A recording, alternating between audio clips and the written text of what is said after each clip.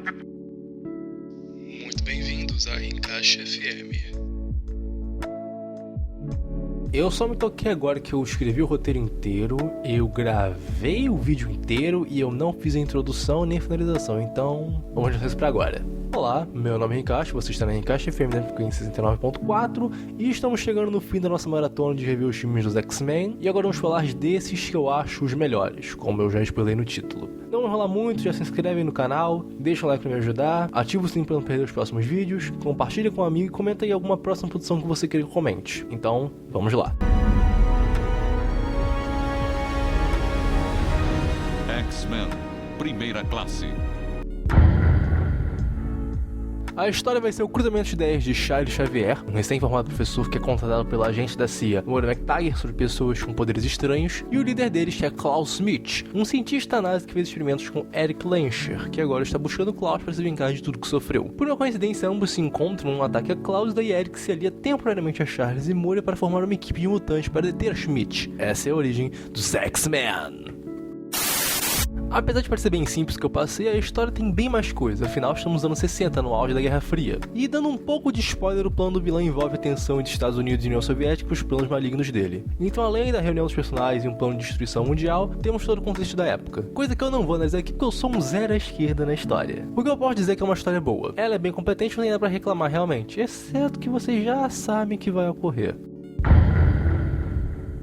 Essa é a parte que sempre foi complicada nos filmes dos X-Men, porque os personagens raramente eram bem usados, muitos por terem vários com o mesmo grau de importância e, claro, por precisar dar mais destaque pro Wolverine. E agora isso que se repete? Bom, sim, mas de uma forma menos pior. Graças a Deus não temos Wolverine aqui, só uma rápida referência, então podemos focar nos demais personagens. Vamos começar pelos centros de tudo, Charles e Eric. Eles são excepcionais, sem tirar nem pôr. Apesar do filme não ter tido muito tempo para aprofundar a relação deles, está tudo ali. A princípio eles constroem uma boa amizade, mas o clássico conflito de ideias entre coexistir e exterminar sempre esteve no meio. Podemos ver que ambos têm motivo para suas convicções, dado o estilo de vida totalmente diferente que tiveram, e não fim nenhum deles que lutar, mas é necessário. O fato de vermos eles mais jovens também rende coisas mais divertidas, como ver o Charles virando um jarro de cerveja, pegando tudo que se move, coisa que não tem muito a ver com o Eric, que é bem mais reservado, com um ocasional sarcasmo.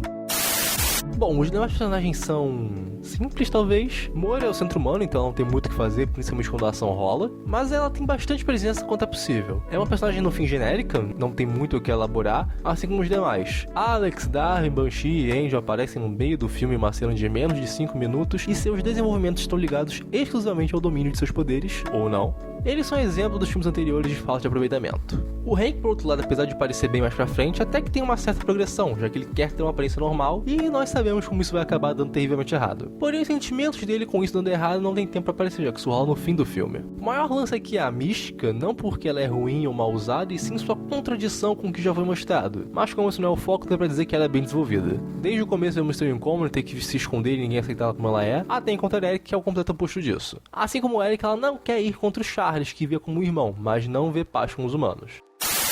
Agora os vilões. Eu não lembro o nome de ninguém. A única que tem algo de interessante aqui é a Emma, já que tem mais cenas dela, mas mesmo assim ela tá no mesmo saco que o resto. Sem personalidade, sem destaque, sendo apenas ferramentas do vilão, o Klaus. Esse sim, imponente e poderoso. Apesar do plano dele ser meio genérico, ele ganha bastante destaque por ser um vilão inteligente e manipulador, fora todo o trauma que temos por ter conhecido ele justamente pela visão do jovem Eric.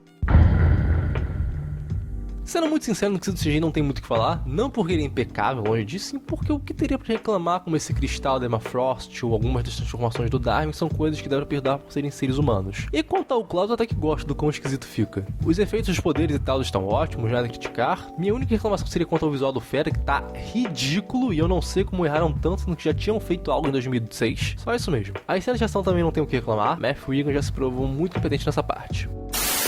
Nessa parte eu costumo só falar da parte técnica, mas aqui eu acho que eu vou fugir um pouco disso, porque X-Men Primeira Classe tem um problema que não se deve ao seu CGI, às cenas de luta ou maquiagem. Seu maior problema são suas inconsistências e furos absurdos com os filmes anteriores. Coisas simples que você viu nos outros filmes que não consegue entender como fizeram aqui. Eu até pensei em listar todos os furos, problemas de continuidade, mas cara, se você for ver vídeos sobre a cronologia de X-Men, é papo de 1 hora ou mais de vídeo. E isso sem contar que eu tô falando de um filme só. Não ainda que essa parte do roteiro sendo escrita, eu ainda não assisti Dias de um Futuro Esquecido, então nem valeria a pena ficar aqui falando de coisas que provavelmente vão ser mudadas, anuladas e blá blá blá blá blá. Então talvez eu deixe pra falar disso na parte do próximo filme, porque eu lembro que esse filme tem viagem no tempo, então não tem como fugir.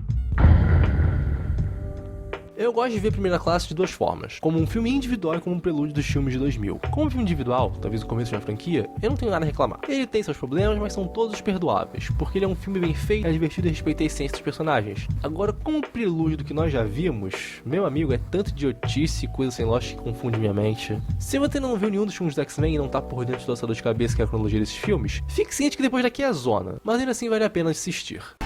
X-Men, Dias de um Futuro Esquecido.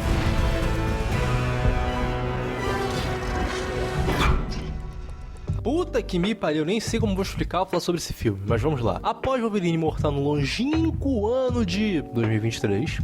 exatamente. Tudo foi pro caralho porque os humanos criaram robôs chamados sentinelas. Armas capazes de lidar com os mutantes para matar e prender todos. Só que eles começaram a caçar humanos que tinham GNX no sangue, mas não eram mutantes, porque eles poderiam gerar descendentes mutantes, e eu disse mutantes muitas vezes. Meio que com isso o mundo ficou uma bosta, porque só tem gente poderosa no poder, até que o que restou dos X-Men consegue se juntar e bolar um plano meio complicado. Bom, existe a Kitty Pryde, ou Lince Negra, que tem o poder de atravessar as coisas, só que ela também pode atravessar o tempo, assim mandando a mente de outra pessoa alguns dias no passado para evitar um ataque sentinela. Xavier, ao ouvir isso, pensa em se mandar para o ano de 1973, porque esse foi o ano do estopim para a criação das sentinelas, que foi onde a Mística matou o seu idealizador, Bolivar Trask, e acaba sendo capturado em fazer experimentos com seu sangue para dar às sentinelas a capacidade de se adaptar aos poderes mutantes. Apesar de parecer um bom plano, a Kitty diz que mesmo o professor tendo o cérebro mais poderoso do mundo, ele não seria capaz de resistir a uma viagem dessa sem que sua mente fosse despedaçada. Mas se não desse alguém cuja mente se cura tão rápido quanto pode ser destruída. Assim, Logan é enviado para o passado, onde precisa achar o jovem Charles, que nessa época estava todo despedaçado, e também precisa do Magneto, porque a Mística está do lado dele, para assim evitar a morte de Trask e evitar esse futuro devastador.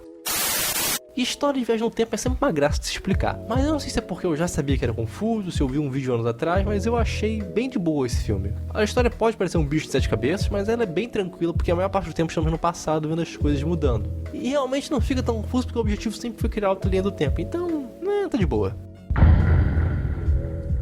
Esse tópico vai ser engraçado porque apesar de parecer que tem muito personagem, não tem, porque todo mundo morre. Já adiantando, os personagens do presente não têm desenvolvimento nem precisam, porque a porra do objetivo é resetar a linha do tempo. O máximo que temos é o Magneto e o Charles se acertando nos momentos finais, e em um determinado momento a consciência do Charles do passado consegue ir pro futuro e falar com o Charles velho, mas isso serve muito mais pra desenvolver o Charles do passado. O único personagem dessa época que tem certo desenvolvimento é o Wolverine, claro, e é bem feito na real. Ele precisa ter o papel que o Charles sempre teve, de guiar esse pessoal, de ser o seu mentor, e mesmo assim ele não rouba a cena de ninguém, porque agora ele não tem as garras de Adamantium, e mesmo assim ele não consegue tancar aí contra o Magneto. Na real, o Wolverine não faz quase nada durante o filme todo pra não pensar, e isso é admirável.